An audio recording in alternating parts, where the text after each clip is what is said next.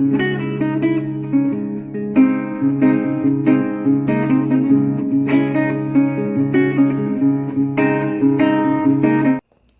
meus amores, sejam todos bem-vindos ao meu canal. Eu sou Ju Freire, aqui do canal Mística Flor. Se você ainda não se inscreveu nesse canal, tá chegando agora, não me conhece, não conhece esse canal, se inscreva, ative o sininho. Se você que já gosta dos vídeos que eu produzo, que já acompanha o nosso canal aqui, que já acompanha há algum tempo a minha trajetória dentro deste canal e com as cartas e com a divulgação do baralho cigano, nosso amado Petit Lenormand, já deixe seu comentário, compartilha, se não está inscrito também, se inscreva. E hoje eu quero te fazer um convite, gente. No vídeo de hoje eu tenho falado nos outros vídeos muito sobre nova cartomancia, a cartomancia mais antiga, sobre conceitos relacionados à escola brasileira, escola europeia. E no vídeo de hoje eu vou trazer algumas referências para vocês de estudo que vai auxiliar, vai dar uma base legal de compreensão desses contextos, dessas falas também, né, dessa forma de entender a cartomancia e também, gente, trazer algumas pessoas importantes dentro desse contexto para que vocês entendam. Por aí vocês vão ver muitas informações sobre a origem do baralho cigano, como ele foi criado, aonde ele foi criado, quais são as histórias, enfim. E no vídeo de hoje eu quero dar uma pincelada também para vocês e a gente abordar um pouco sobre esses conceitos, escola brasileira, escola europeia, variações, para que a gente possa ter uma base também e saiba como definir, tá bom? Os nossos estudos.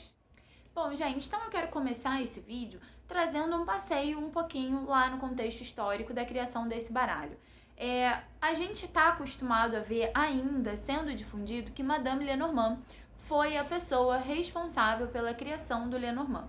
Fato é que Madame Lenormand nem chegou a conhecer este oráculo. Sim, senhores. Madame Lenormand, como está aqui na tela para vocês, ela era uma mulher que estava muito à frente do seu tempo. Então ela conhecia muitas coisas, muitas artes, né, das mancias, das leituras oraculares. Então ela tinha esse conhecimento. E aí ela usava outras sibilas. A gente precisa entender que estávamos num período em que as sibilas estavam sendo difundidas nessa região da França, na região da Europa, em várias regiões da Europa, e essas sibilas, esses baralhos eram muito populares, né? Então, vendo essa popularidade e Madame Lenormand sendo uma pessoa famosa, existia também um jogo chamado Jogo da Esperança, isso em 1799. O Jogo da Esperança era um tabuleiro onde você tinha as casas e você tinha que chegar ali a determinadas casas. Esse jogo foi criado por Johann Caspar Heydt. Nós já vamos linkar tudo para vocês entenderem a história e fazer mais sentido para vocês, tá? Então, Johann Caspar Heydt faz esse Jogo da Esperança que tinha esse objetivo. A gente precisa entender que era uma época em que os jogos lúdicos estavam também em ascensão nos salões, nas festas, em todo o contexto ali das festas, das comemorações. E esses jogos eram muito populares. Mas Johann Caspar Heydt, que não era bobo nem nada, ele resolve, né, Johann tá aqui para vocês na tela também, ele resolve dissociar essas cartas, né, essas casas desse Jogo da Esperança, que era um jogo de tabuleiro, e resolve trazer também como um baralho para a adivinhação ou divinação. E aí, como grande jogada de marketing, ele associa o nome de Madame Lenormand, que já era uma pessoa que trabalhava com oráculos diversos e que tinha um conhecimento que era reconhecida pela alta sociedade, que era famosa, inclusive, pelas suas histórias, enfim. Então ele resolve associar ao nome de Madame Lenormand. Então esse oráculo, Petit Lenormand, acabou ficando conhecido e famoso, um baralho de 36 cartas que foi difundido ali pela Europa naquele período, usado, né? As pessoas gostavam bastante das sibilas, dos baralhos de conversação. E esse baralho chega aqui no Brasil mais ou menos em 1808, quando a corte portuguesa vem para o Brasil e junto com a corte portuguesa outras culturas, como cultura inglesa, cultura francesa, se instalam aqui. Então, esse baralho entra nas nossas terras e começa a ser utilizado pelas cartomantes francesas que, consequentemente, também vieram junto com a corte francesa, com a corte portuguesa, né? E esse baralho começou a ser utilizado, começou a se popularizar. Era um baralho que tinha baixo custo, então ele era fácil de ser produzido e era um baralho que era muito popular, as pessoas adoravam se consultar com as cartomantes. Dentro desse universo também vieram as traduções e a partir dessas traduções que começa a surgir maneiras diferentes de interpretar o baralho nas nossas terras brasileiras. Na Europa, né, você tem uma forma de ler o baralho totalmente diferente. E ainda assim, na Europa, em várias regiões, em vários países, as pessoas também têm técnicas diferentes, associações diferentes para a leitura das cartas. Então, a gente começa a perceber como as cartas têm mudanças e variações regionais, então não é só uma coisa estática do Brasil. E aí, aqui no Brasil, esse baralho, ele começa a ser muito utilizado, muito popular pelas entidades que trabalhavam nos centros. E aqui no Brasil começa-se a fazer as associações com a nossa cultura dentro desses templos, né, desses centros. Com os orixás, com as entidades. Então esse baralho ele acaba tendo uma ligação muito forte com o universo místico, com o universo espiritual, com o universo mediúnico, né? E precisamos lembrar também que aqui no Brasil também estava chegando o kardecismo. Então esse boom da espiritualidade, do conhecimento mais transcendental, digamos assim, né? De compreender outras situações, também relacionados à espiritualidade, que não só a igreja, também estava ascendendo no mundo e ascendendo aqui no Brasil.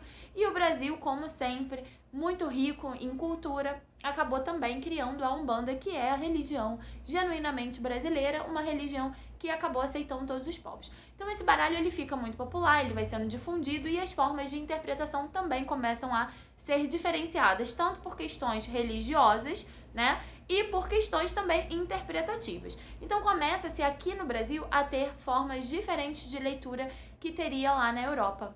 E aí, meu povo, Alexandre Lepeletier, que eu amo de paixão, que inclusive é meu professor, que eu tenho um carinho enorme, amo o trabalho dele, super engajado em várias causas importantes. Se vocês não seguem, sigam. Se vocês não fizeram um curso, façam, porque ele é o cara na cartomancia, um cara assim que tem um conhecimento, uma bagagem fora de sério, então vale a pena conhecer. Ele começa a associar essas regionalizações de leituras, né? Olha, ele começa a perceber, na Europa tem uma forma, aqui no Brasil tem outra forma, então vamos chamar essas variações de escolas, escola brasileira e escola europeia. E aí há algumas diferenças nessas escolas, né? Escola brasileira começa a trabalhar de uma forma muito mais iniciática, né? De uma forma muito mais voltada para os orixás, para as entidades, para os templos, para a ritualística, para toda essa questão mística, para toda essa questão que aproxima os povos a uma espiritualidade, a uma mediunidade, a mentores espirituais, ciganos espirituais também.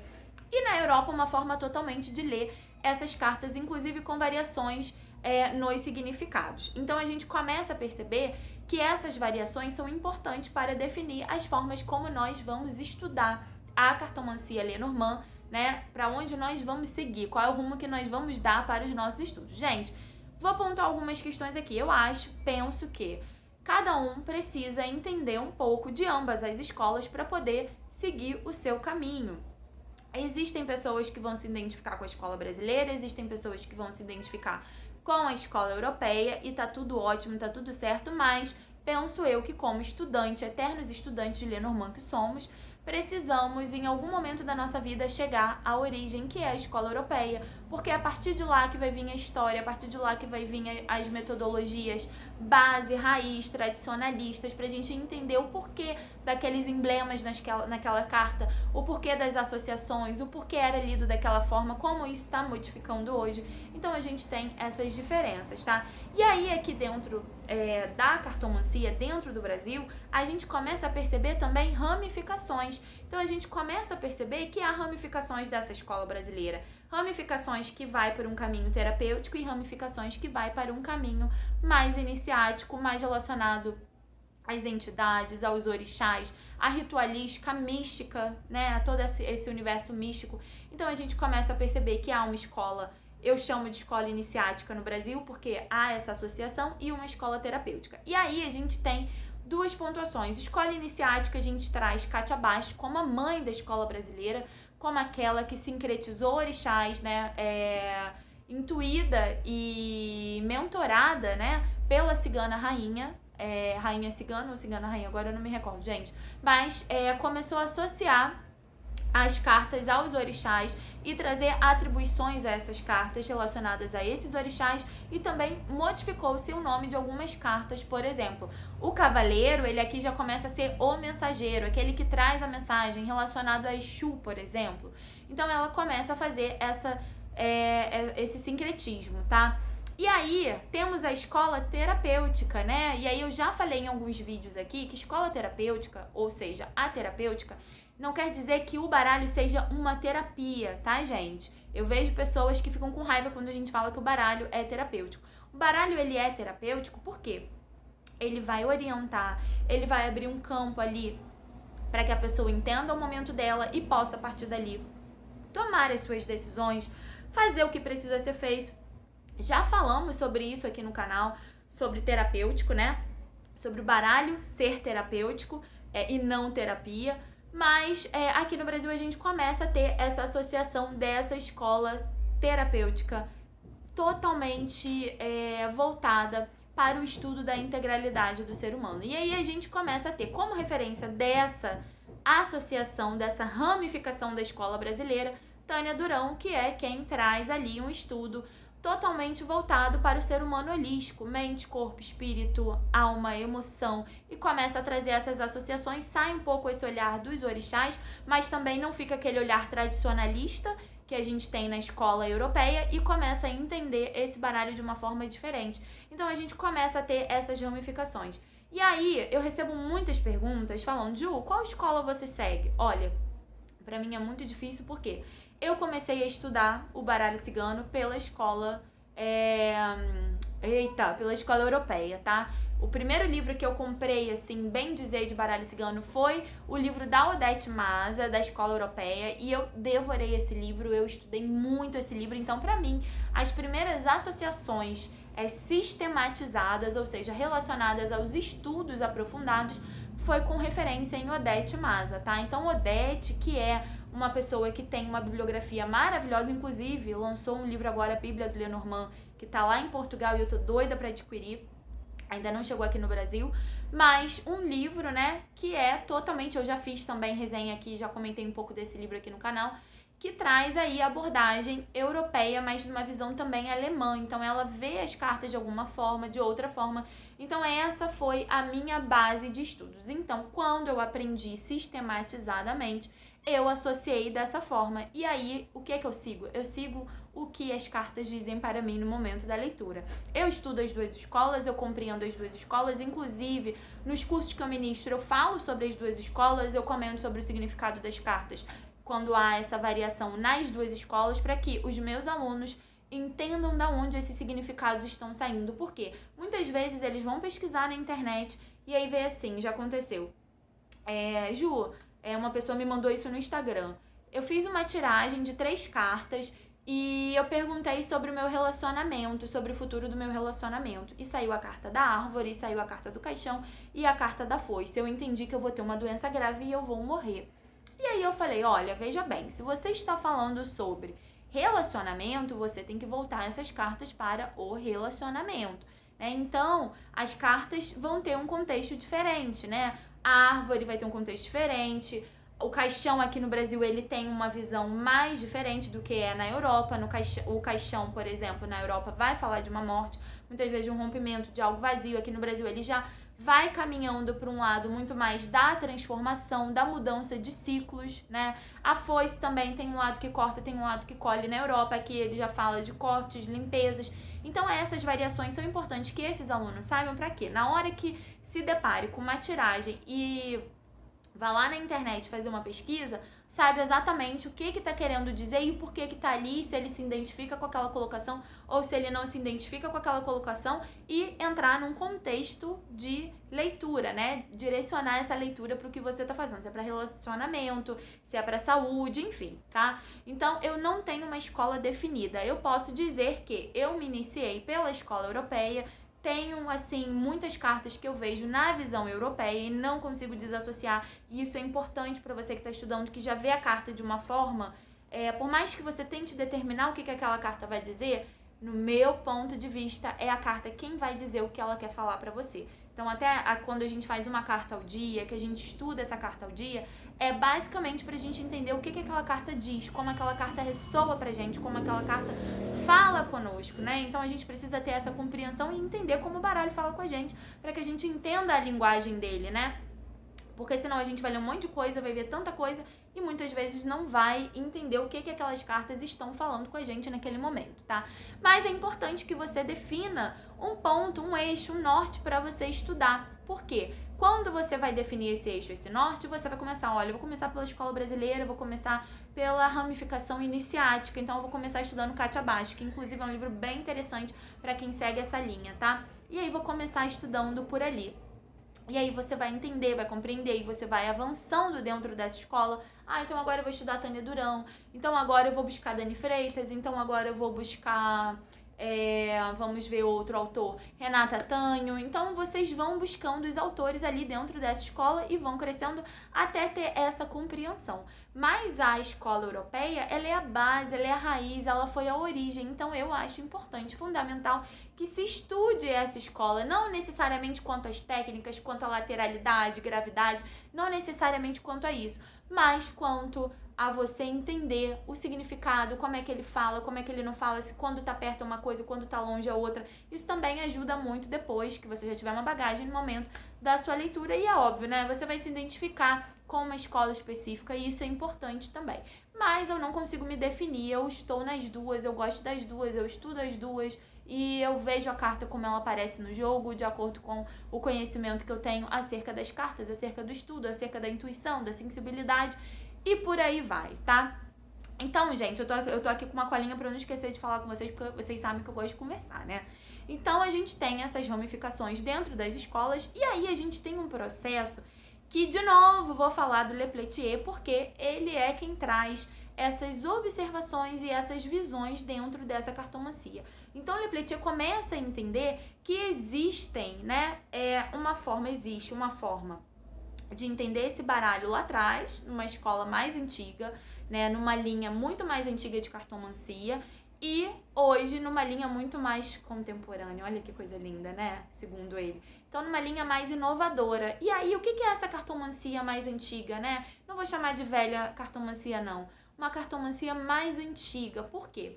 Uma cartomancia que era muito mais baseada nas crenças religiosas, nos mitos religiosos, né? Naquela situação em que só quem tem o dom pode jogar, ou tem que ter mediunidade, ou tem que estar amparado por uma mentora cigana, por uma espiritualidade que vai estar mentorando aquela pessoa ali. E necessariamente não é só isso, né? Isso também pode fazer parte do processo. Ou de entender essa cartomancia também de uma forma muito restrita, muito mística, muito esotérica, muito espiritual, o que acaba afastando as pessoas também desse universo cartomântico. E aí, quando a gente vai falando um pouco sobre essa cartomancia mais contemporânea, a gente vai entendendo que existe a terapêutica, né, que é a forma de entender do acolhimento, da integralidade do ser humano, né, das suas percepções, das suas crenças e trazer, eu ia falar agregação, né, olha que coisa, mas de agregar pessoas, de acolher esse consulente dentro das suas individualidades, das suas particularidades, de você compreender esse consulente. E, gente, uma cartomancia que traz inovações quanto a essa questão terapêutica, porque ela começa a ser algo muito observado nos atendimentos. Então, o cartomante, geralmente, ele não é só cartomante, ele vai ser um terapeuta holístico que vai depois poder orientar, poder indicar algumas coisas e poder nortear o consulente ali de uma forma bem profunda também. E aí, gente, vou entrar nessa questão, tá? A cartomancia terapêutica, ela não é terapia. Então, se há necessidade do consulente ir para o psiquiatra, ir para psicologia, né, fazer tratamento, ele tem que fazer. A cartomancia, ela só vai elucidar aquilo que ele precisa fazer, né? Ou seja, se ele tá com algumas questões que ele precisa resolver e ele não tá vendo, a cartomancia vai lá, vai mostrar, olha, cuida disso, faz isso, ajeita aqui, a energia tá assim, tá assado, precisa melhorar nisso, olha esse lado e tal. Então a cartomancia vai dar esse direcionamento, que é o que a nova cartomancia vem pretendendo fazer, uma cartomancia muito mais proximal do indivíduo, né? Uma cartomancia que não afasta as pessoas da sua realidade ou daquilo que é possível fazer também por meio das orientações das cartas, tá? Se vocês me perguntaram agora o que eu falei, eu não vou lembrar.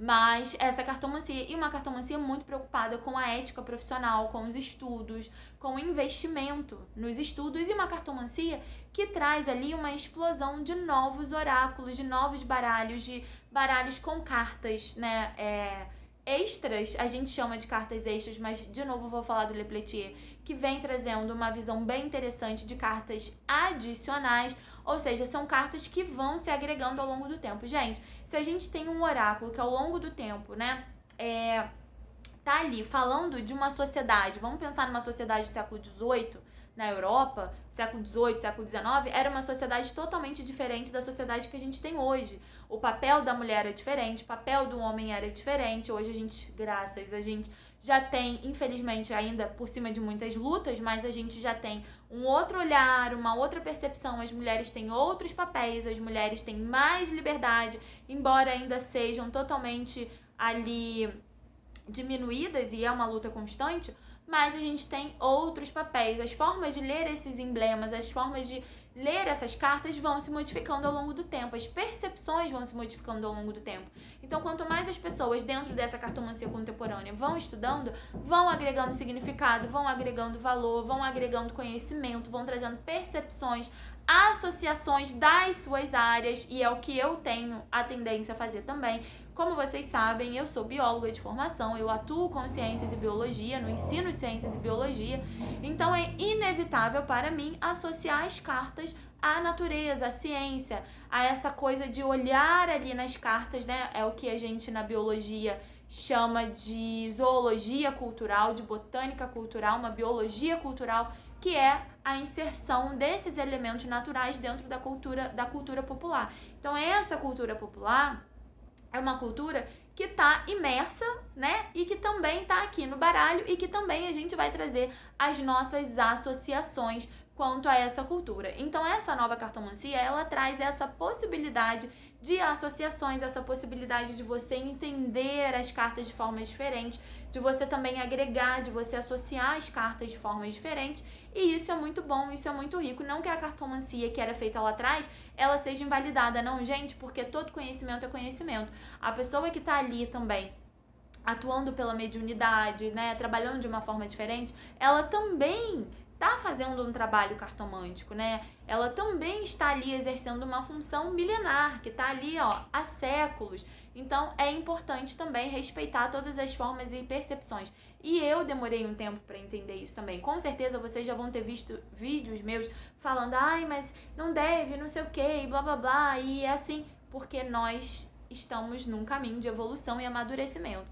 Então, hoje, com a bagagem que eu tenho, com a maturidade que eu tenho, com a vivência que eu tenho, com os cursos que eu fiz, com as pessoas que eu conheci, com os contatos que eu fui conversando, inclusive falar de Le Pletier de novo, porque foi uma pessoa extremamente importante também para abrir outros olhos dentro da cartomancia, para me fazer ver as coisas de uma forma muito mais questionadora, muito menos estática, muito menos metódica, e eu tenho uma tendência a ser extremamente metódica.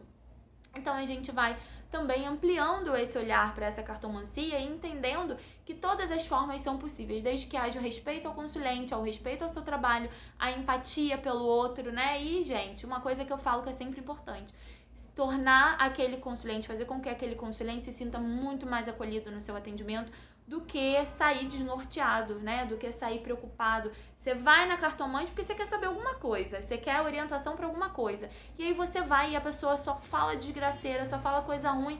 Acabou teu dia, acabou tua vida, tu já vai sair dali perturbado, não adiantou nada. E no meu ponto de vista, a visão terapêutica que tá dentro dessa contemporânea... Eita, não vai sair.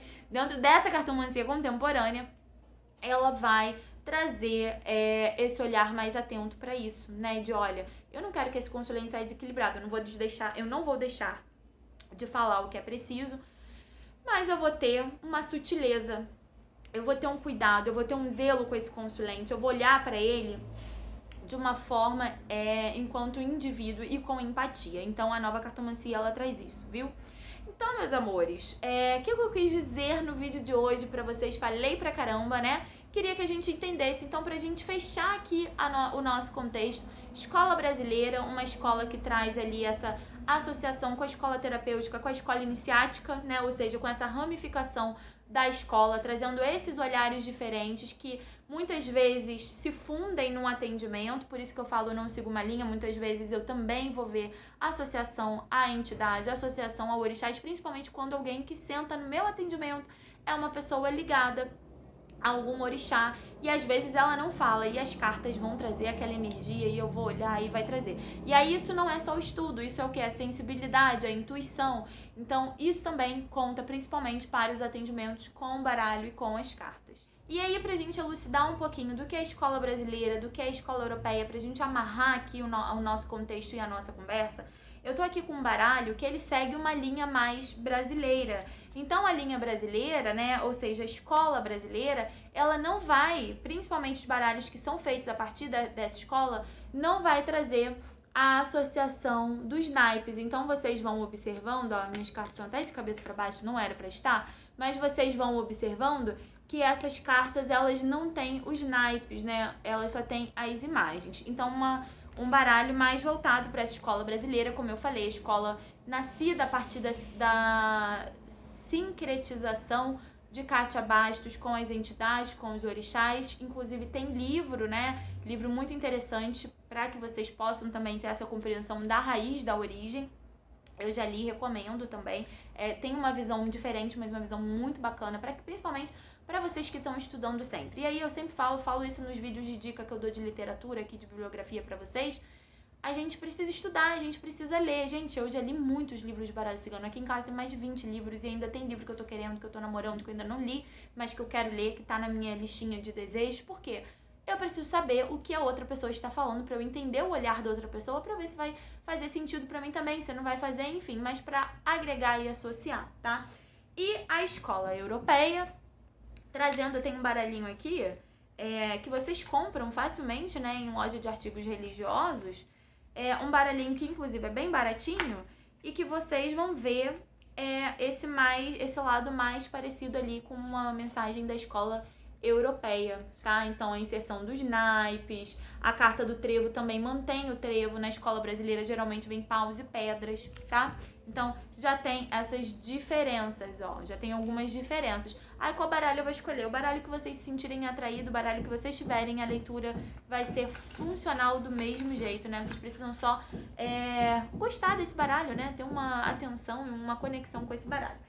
E o meu baralho, que é um baralho que já vem elucidar e ilustrar essa nova cartomancia, que é a cartomancia contemporânea, em que autores começam a produzir os seus baralhos, né? Cartomantes começam a produzir os seus baralhos e muitas vezes a adicionarem cartas, né? Trazendo cartas adicionais. Por exemplo, o Naturalis Lenormand, que é o meu baralho, ele já muda a figura 1, já não é um cavaleiro, é uma mulher, porque pra mim, eu gosto desse empoderamento do feminino, então eu quis elucidar isso aqui na minha carta.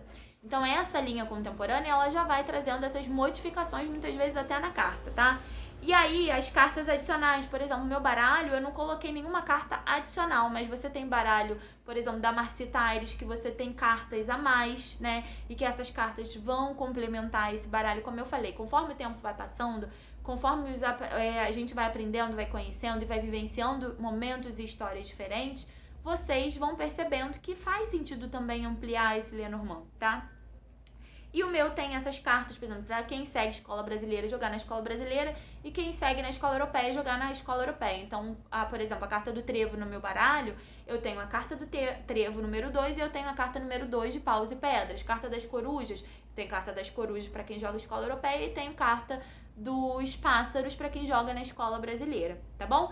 Gente, eu espero que vocês tenham gostado desse vídeo. Foi um vídeo pra gente conversar um pouquinho sobre esses conceitos que têm surgido agora, né? Conceitos que são novos, mas que também já estão aí há muito tempo.